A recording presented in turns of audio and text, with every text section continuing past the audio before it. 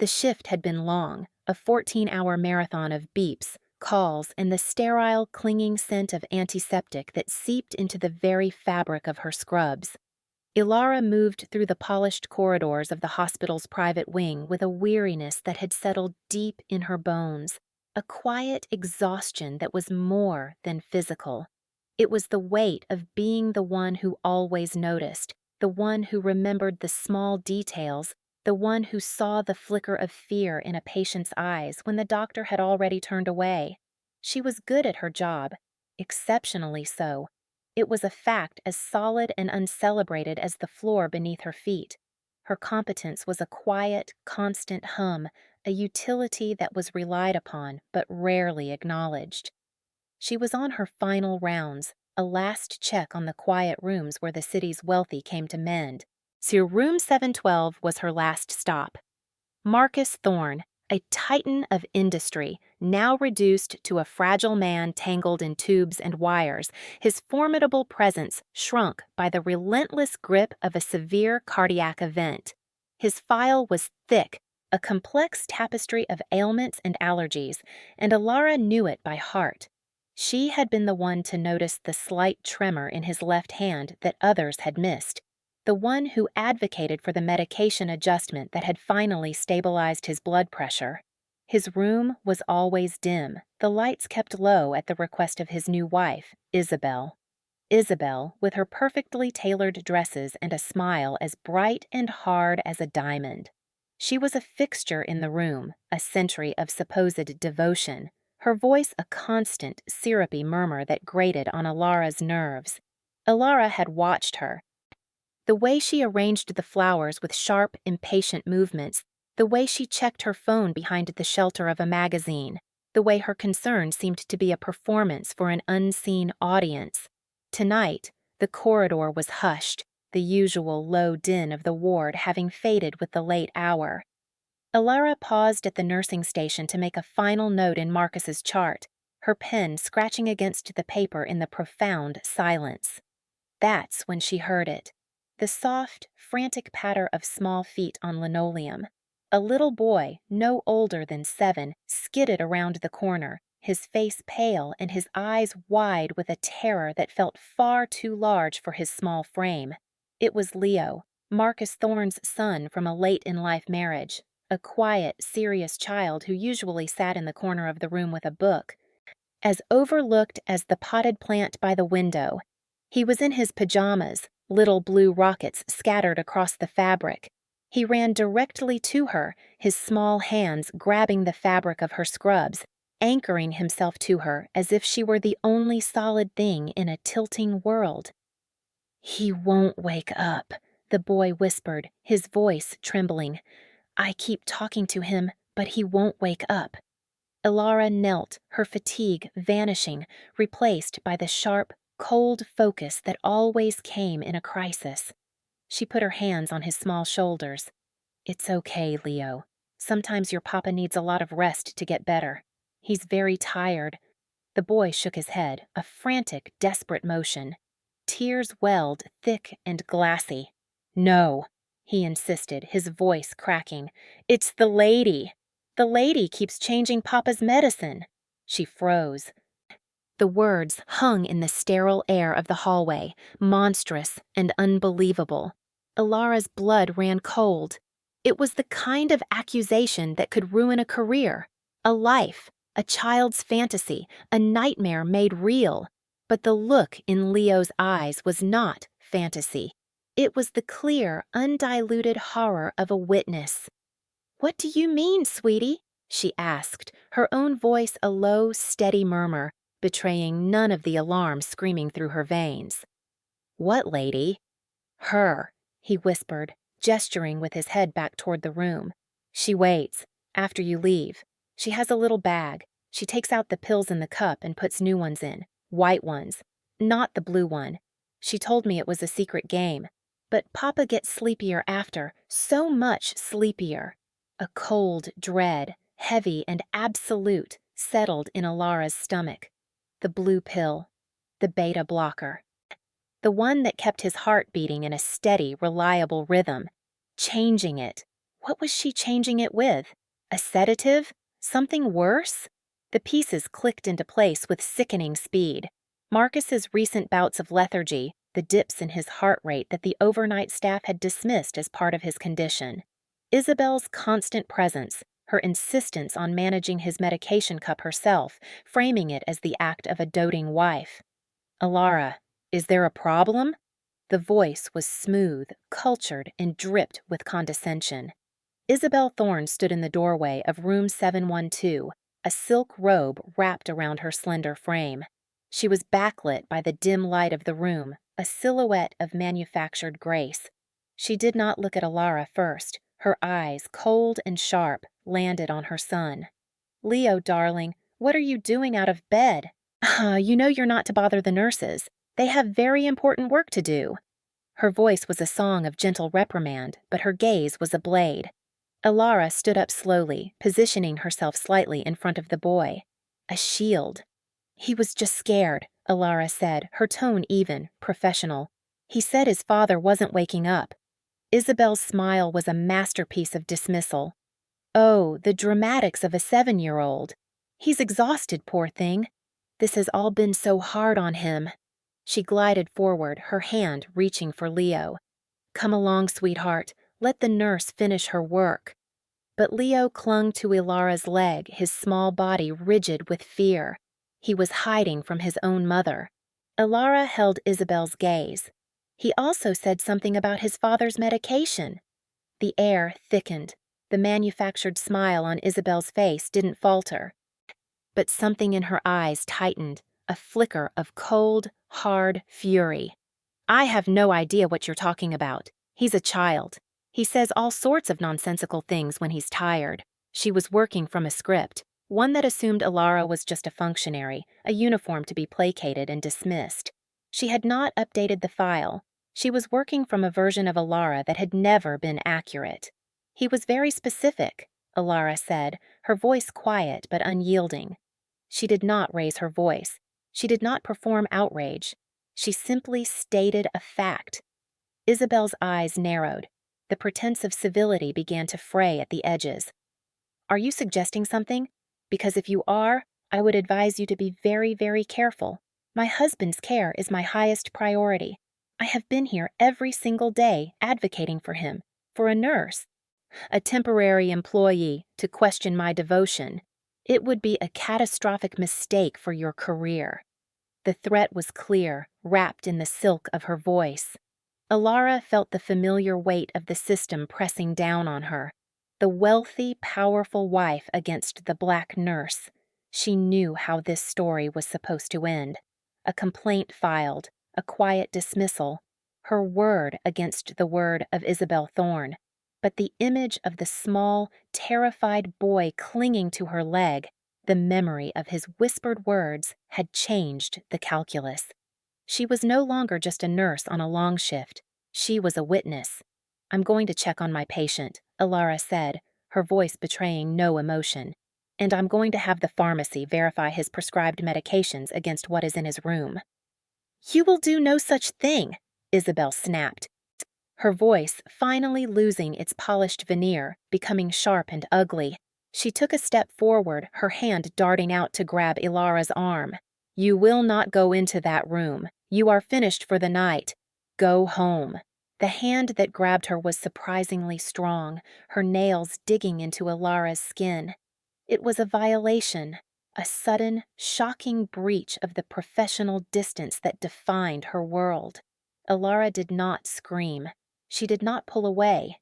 She simply stood, her gaze locked on Isabel's, a sudden, profound calm settling over her. In that moment, something shifted. The exhaustion, the years of quiet endurance coalesced into a single point of cold, hard clarity. "Let go of my arm," she said. The words were not a request. From the dimness of the room behind Isabel, a voice spoke. It was not loud. It was not angry. It was a low, calm baritone, weighted with an authority so absolute it seemed to suck the very air from the corridor. "She is right," the voice said. "Let go of her arm." The effect was instantaneous. Isabel froze, her hand still clamped on Alara's arm. Her head whipped around, her face a mask of disbelief and dawning horror. Conversations from down the hall seemed to stop mid-sentence. The hum of the floor buffer at the far end of the corridor ceased. A sudden, heavy silence descended, the kind of silence that doesn't echo, the kind that settles. A man stepped out of the shadows of the room. He was tall, dressed in a charcoal suit that looked like it had been tailored by an architect. It fit him with a precision that was almost severe. He moved with an unhurried grace, a quiet economy of motion that was mesmerizing. He was not performing. He did not rush.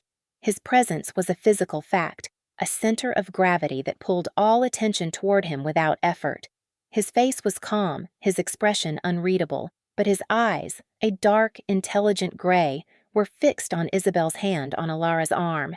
He came to a stop beside them, his stillness more intimidating than any overt threat. He looked at Isabel, and for the first time Alara saw a crack in the woman's diamond-hard facade. She looked afraid, genuinely, deeply afraid. "Kaylin," Isabel breathed, her voice suddenly thin and reedy. She snatched her hand back from Alara's arm as if it had been burned. I didn't know you were here." "I've been here for an hour," he said, his voice steady as iron wrapped in silk. He did not look at her. His gaze moved to Alara, and then down to the little boy still hiding behind her. "Leo, come here." The command was gentle but absolute. Leo hesitated for a second, then detached himself from Alara and ran to the man, burying his face in his leg. The man, Kaylin, rested a large, reassuring hand on the boy's head, his fingers stroking his hair. The gesture was one of profound, innate protectiveness. Kaylin's eyes finally lifted to meet Alara's. He looked at her, truly looked at her, and in his gaze, she felt a startling sense of recognition. It was not the cursory glance of a patient's relative, nor the dismissive assessment she so often received. He saw her. He saw her competence, her stillness, the fight she had been about to wage alone. "My name is Kaylin Thorne," he said, as if introducing himself at a business meeting. "Marcus is my father. Leo is my brother." He paused, his eyes flicking back to Isabel, who seemed to be shrinking with every passing second. "And you are the nurse who has been keeping my father alive." It was not a question, it was a statement of fact. He then turned his attention fully to Isabel, and the temperature in the hallway seemed to drop another 10 degrees. His voice was devoid of heat, a blade of ice. "You will leave the hospital now. You will not enter this room again. You will not contact my father or my brother. Your access to the accounts has been frozen, effective 20 minutes ago. A car is waiting for you downstairs. It will take you to a hotel. Your belongings from the house will be delivered to you tomorrow. Do you understand?" Each sentence was a nail hammered into the coffin of her life. Isabel stared at him, her mouth opening and closing silently. The color had drained from her face, leaving her with a ghastly painted-on beauty. The performance was over. The audience was gone. There was only the quiet, devastating reality of Kaylin Thorne. "You can't," she finally whispered. "Marcus, the papers. I'm his wife." "A position," Kaylin said, his voice flat, "that is currently under review by my legal team." He gave a slight, almost imperceptible nod to two men who had materialized at the end of the corridor as silently as he had. They were built like refrigerators, dressed in the same dark, severe suits. They moved with the same fluid, professional efficiency. They flanked Isabel. They did not touch her. They simply stood, their presence a silent, unbreachable wall. Her fight was over before it had even begun. Isabel cast one last look at Kaylin, a look of pure, venomous hatred, then turned and walked away. Her silk robe trailing behind her, a queen being escorted from her own execution. The corridor was silent again, but the quality of the silence had changed.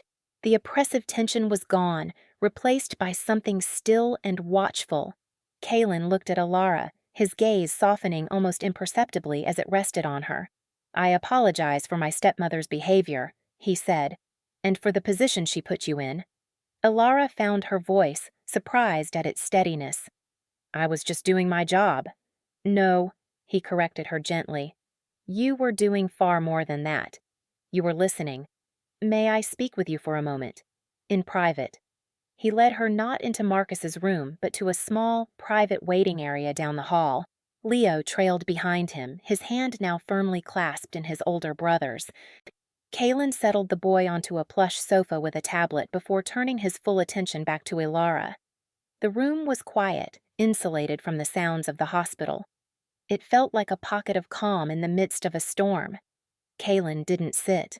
He stood by the window, looking out at the glittering, indifferent lights of the city below. Leo has been unsettled for weeks, he began, his back still to her. He's a quiet boy, observant. He sees things people miss. He started having nightmares. He stopped wanting to be alone with her. I knew something was wrong, but I had no proof. Just the instincts of a child and my own deep-seated distrust of the woman my father married 6 months after my mother's funeral. He turned to face her. I hired a private firm to investigate her finances. She's in debt, deeply, gambling, bad investments. She saw my father as a solution, but his recovery was becoming an inconvenience. She needed him gone. The prenuptial agreement is ironclad, but it pays out significantly more upon his death. Ilara listened, her heart pounding a slow, heavy rhythm against her ribs. This was bigger, darker than she could have imagined. She was a nurse. She dealt in medicine and physiology, not in calculated, cold-blooded avarice. I had a camera installed in the room a week ago, Kalen continued, his voice low, disguised as a smoke detector. I have footage of her tampering with his medication 3 separate times. The evidence is conclusive. What I didn't have until tonight was a credible, professional witness to her state of mind, to her aggression. You provided that. She felt a disorienting mix of vindication and fear. He had been watching. He had been waiting. She had walked into a trap that had been set for someone else. What happens now? She asked, her voice barely a whisper. Now, he said, we focus on my father, and that is where I need your help. He took a step closer. He was not a man who wasted words.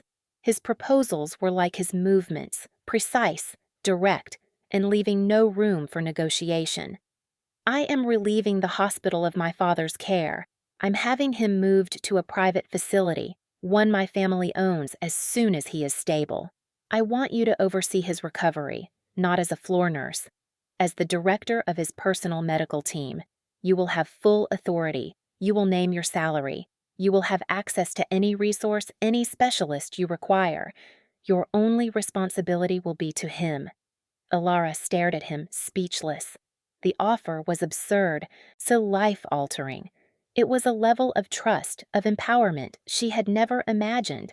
It was also a gilded cage, tying her future to this quiet, powerful man and his broken family. The fear of dependency warred with the profound relief of support. Why me? She finally asked. Because I have been watching you too, he said simply. Not with cameras. I've spoken to other nurses, to the head of this department. They all say the same thing. You are meticulous. You are observant. You are the best nurse on this floor. And tonight, I saw something more.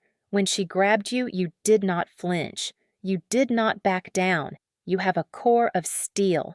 My father needs that. My brother needs that.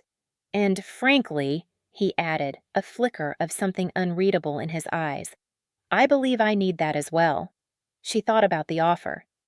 She thought about the long years of being overlooked, of her expertise being taken for granted. She thought about the casual condescension of doctors, the administrative nightmares, the bone-deep weariness of fighting a system that was not built for her to succeed. And then she thought about little Leo, his tear-streaked face, and the quiet, fragile man in room 712. I don't leave because things become complicated, she said, her voice finding its strength. It was her way of accepting, of setting her own terms. She was not being rescued. She was choosing to engage. A ghost of a smile touched Kalen's lips. It transformed his severe face, making him look younger, less burdened. "I was counting on that," he said. "My assistant will handle the details with the hospital administration. Your resignation will be effective immediately. Go home, get some rest. A car will pick you up at noon tomorrow." He presented it as a series of facts, a timeline already in motion. Her life had been irrevocably altered in the space of 30 minutes. As she walked away from the quiet waiting room, leaving Kalen Thorne to watch over his family, she felt the exhaustion return, but it was different now. It was the satisfying ache of a battle fought and won, not the draining fatigue of a war of attrition. For the first time in a very long time, she felt seen. Correctly. The days that followed were a blur of controlled, efficient activity. Marcus Thorne was transferred via a private medical transport to a facility that was less a hospital and more a luxury hotel with an advanced medical wing. It was nestled in a quiet, wooded estate north of the city, a sanctuary of glass and stone. Ilara's new reality was one of hushed corridors, state-of-the-art equipment, and a team of specialists who looked to her for direction. Kalen had been true to his word. She had absolute authority. She spent her days working, rebuilding Marcus's strength with a meticulous, patient-focused regimen. She corrected the damage Isabel's sabotage had done, carefully titrating his medications, working with physical therapists, and simply talking to him as he slowly emerged from the sedated fog. She was in her element, her competence not just valued but revered. Kalen was a constant, quiet presence. He did not hover. He did not interfere. He worked from a suite down the hall, his door always open. He would appear in the late evenings after the therapists and specialists had gone, so bringing her coffee or a meal he knew she hadn't had time to eat. They would sit in the comfortable chairs in Marcus's room, the rhythmic beep of the monitors a steady soundtrack to their quiet conversations. He never spoke of Isabel directly, but the consequences of her actions unfolded in the background, a series of precise, devastating maneuvers. Ilara would catch snippets of phone calls Kalen took in the hallway, his voice a low, calm murmur as he gave instructions to his lawyers. Words like asset seizure, criminal charges, and annulment floated through the air. He was dismantling her life with the same quiet efficiency with which he ran his global empire. It was not an act of passion or revenge. It was a structural demolition. He was removing a threat. Their relationship developed in these quiet moments. It was a slow burn. They built on a foundation of mutual respect. He would ask about her day, not in a perfunctory way, but with a genuine interest that made her feel valued. He listened, truly listened, to her assessments of his father's progress. He saw the intelligence and dedication behind her work. In turn, she began to see the man behind the formidable CEO. She saw the way his shoulders relaxed when Leo would curl up next to him to read a story. She saw the flicker of pain in his eyes when he looked at his once powerful father, now so frail. She saw the immense weight of the responsibility he carried for his family, for his company, and how he bore it with a quiet, uncomplaining strength. There was a deep well of loyalty and protectiveness in him that he reserved for a very few people. She was startled to realize she had become one of them. One evening, as they sat in the dim room watching Marcus sleep, he spoke about his mother. He described her grace, her sharp wit, her love for the gardens at their family home. He spoke of his father's profound grief after her passing, a grief that had left him vulnerable to a predator like Isabel. He wasn't himself, Kalen said, his gaze distant. He was lonely. She was vibrant, a brilliant performance. He mistook it for life. "You don't have to explain," Ilara said softly. "Grief makes people do things they wouldn't normally do." He turned his head, his gray eyes meeting hers in the dim light. "I feel as though I failed him. I should have seen it sooner. I should have stopped it." "You can't protect people from their own choices," she replied, the words tasting of her own past experiences, of relationships she had stayed in too long, of trying to fix people who didn't want to be fixed. "You can only be there to help them deal with the consequences. And you are here now. That's what matters. He held her gaze for a long moment, a silent communication passing between them. It was a moment of profound connection, an acknowledgement of the shared burdens they carried. He respected her mind, her strength. She respected his. It was a foundation far more solid than fleeting passion. Meanwhile, Isabel Thorne was not one to disappear quietly. Locked out of her homes, her bank accounts, and her social circles, she became desperate. Her world, built on a scaffolding of Marcus Thorne's wealth and status, had collapsed. In her delusion, she believed she still held some power. She could not comprehend that Kalen was not a man to be outmaneuvered. He did not play the same game she did. He owned the entire stadium.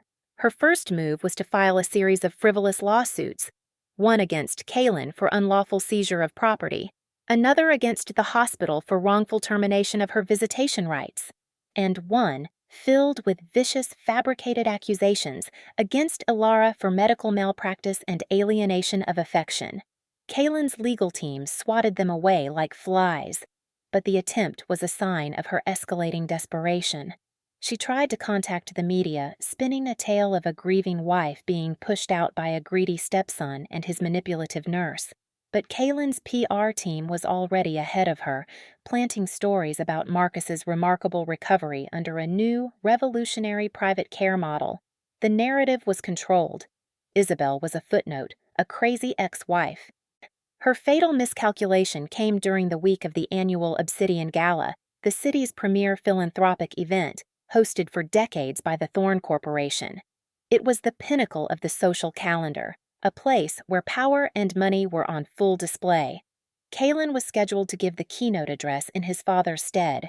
Isabel saw it as her stage, her last, best chance to create a public spectacle, to confront Kalen in front of his peers, to shame him into giving her what she believed she was owed. She spent the last of her available funds on a spectacular gown and a high-priced lawyer, a shark known for his theatrical courtroom tactics. She believed she could ambush Kalen, that the public nature of the event would protect her, force his hand. She was, as always, working from an outdated file. She thought she was walking into a party. She was walking into the final, perfectly calibrated phase of a trap that had been set for her from the very beginning. The gala was held at the city's grandest museum, the main hall transformed into a glittering cavern of black crystal and silver light. The air hummed with the quiet murmur of the city's elite. Ilara was there. She hadn't wanted to come, feeling out of place in her elegant, architecturally precise emerald gown, a gift from Kalen's personal shopper, but he had insisted, his voice calm and firm. "I want you by my side tonight," he had said. "This is not just about my family anymore. It's about yours." He meant her future, the one he was building a fortress around. She stood with him in a quiet alcove, watching the crowd. He looked impossibly handsome in a classic tuxedo, a stark figure of quiet power amidst the glitter. He had barely spoken since they arrived, his attention seeming to be everywhere at once, his gaze sweeping the room with a watchful stillness. He was waiting, and then Isabel arrived. She made an entrance, of course. Dressed in a blood-red gown, with her lawyer in tow, she swept into the hall as if she still belonged there. Conversations faltered, heads turned. A ripple of confusion and morbid curiosity spread through the crowd. She spotted Kalen and Ilara and began to march toward them, her face a mask of righteous fury. "There you are," she announced, her voice loud enough to carry. "Hiding in the shadows. How fitting." Kalen did not react. He simply turned to face her, his expression neutral. He placed a steadying hand on the small of Ilara's back, a silent gesture of support. "Isabel," he said, his tone one of mild disappointment, "this is not the time or the place." "This is the perfect place," she spat, her performance beginning. "A place where everyone can see you for what you are. A monster who has locked his own father away from his loving wife. A thief who has stolen my home, my life. And you," she whirled on Ilara, her eyes blazing with hatred. "You are nothing but a common opportunist, a gold digger who preyed on a sick man. Her lawyer stepped forward, holding a sheaf of papers. My client demands to be reinstated as Mr. Thorne's primary caretaker and to have her spousal rights restored immediately. We have filed an emergency injunction. Kaylin held up a hand. The gesture was small, but it cut the lawyer off mid-sentence. The entire hall had gone silent now. Everyone was watching. This was the spectacle Isabel wanted. She simply didn't realize she was not the main attraction. You have an obligation, Isabel hissed at Kaylin, her voice trembling with manufactured emotion. An obligation to your father. An obligation to me. I am his wife. Were, Kaylin corrected her quietly. He reached into his jacket and pulled out his phone. He tapped the screen and then turned it so Isabel and her lawyer could see it.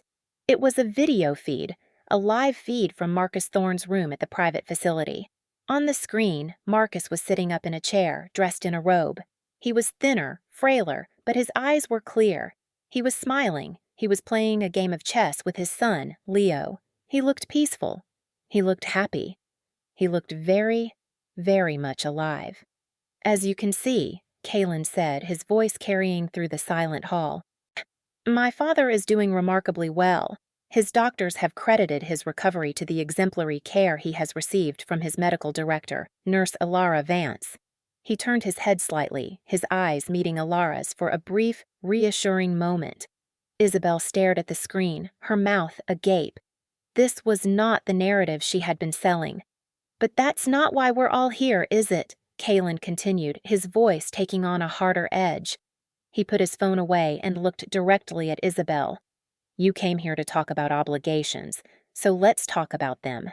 He gestured to one of his assistants, who stepped forward and handed a single, thick document to Isabel's lawyer. That is a copy of your prenuptial agreement, Kaylin said to Isabel. I assume you remember signing it. I would draw your attention to Clause 17b, the Endangerment Clause. It states that any action taken by you that willfully endangers the health or life of my father results in the immediate and total nullification of the entire agreement. It also transfers all assets acquired during the marriage back to my father's estate. The lawyer's face went pale as he scanned the document. And this, Kaylin said, as his assistant handed another file, this one to a pair of uniformed police officers who had entered the hall so quietly no one had noticed them, is a file containing sworn testimony, financial records detailing your motive, and high-definition video evidence of you on 3 separate occasions, switching my father's prescribed beta blockers with a non-prescribed sedative, an act which, according to 3 separate cardiologists, would have led to his death within a matter of weeks. The district attorney's office has reviewed the file. They refer to it as attempted murder. The world collapsed around Isabel Thorne, the arrogant fury on her face dissolved, replaced by a wave of pure, uncomprehending panic. Her carefully constructed reality had been dismantled, piece by piece, in front of hundreds of the most powerful people in the city. The color drained from her face. Her breath came in ragged, shallow gasps. No, she whispered. No, you're lying. I do not lie, Kaylin stated, his voice as cold and final as a tombstone. She looked around wildly, her eyes searching for an ally, a friendly face, an escape route. She found none. She saw only judgment, shock, and disgust. Her lawyer took a deliberate step away from her, disassociating himself from a losing case. The foundation of her life had turned to dust. Her composure finally, irrevocably shattered. She dropped to her knees on the marble floor, the sound of her sobs echoing in the cavernous, silent hall. It was not a sound of sorrow.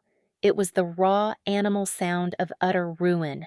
She begged, her words incoherent, pleading with Kaylin, with the air, with a god she had long forgotten. The police officers moved in, their movements calm and professional. They helped her to her feet, their hands gentle but firm on her arms. They read her rights in a low, respectful murmur that was somehow more damning than a shout. As they led her away, a sobbing, broken woman in a blood-red dress, the quiet dignity of the law sealing her fate, Kaylin turned his back on her. He had already moved on. He stepped onto the small stage at the front of the hall, taking the podium. The crowd was still in a state of shock, but their attention was absolute. He looked out over the sea of faces, his gaze finally resting on Ilara. "Tonight's event is about celebrating the future," he began, his voice calm and resonant, filling the space left by the chaos. "It's about investing in the people who build that future. For too long, the Thorn Corporation has been defined by one man, my father. But the truth is, the strength of any organization, any family, any community, lies in the quiet competence of those who do the work without seeking the spotlight." He paused, his eyes finding Ilara's again. "My father is alive tonight because of the integrity and courage of one such person, a woman who was underestimated, who was threatened, and who refused to back down. A woman who, in every room she has ever been in, has likely been the most capable person there." He raised his glass. "The Thorn Corporation is donating $50 million tonight to endow a new wing at City General Hospital, a state-of-the-art training and research center for nursing. Its permanent director, whose vision will shape the next generation of healthcare in this city, will be Ms. Ilara Vance." A collective gasp went through the room, followed by a wave of stunned applause. Ilara stood frozen, the warmth of 1,000 eyes upon her.